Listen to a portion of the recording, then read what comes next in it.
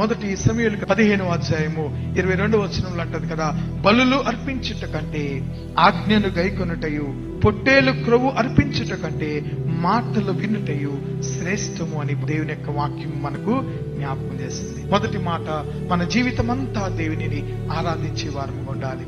రెండవది, దేవుని సత్యానికి అనుగుణంగా మన మనసులు మారి నూతన పరచబడాలి.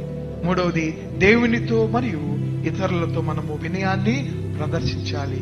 నాలుగవది, క్రీస్తు శరీరంలో మనమందరము ఒక్క శరీరముగా జీవించాలి.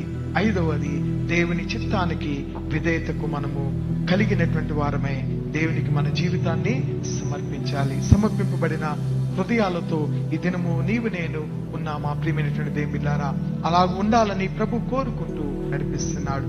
మన జీవితాలలో ఆశీర్వాదకరంగా ఉండటానికి పరిశుద్ధాత్మ దేవుడు మనందరికీ తోడేండి నడిపించిన గాక.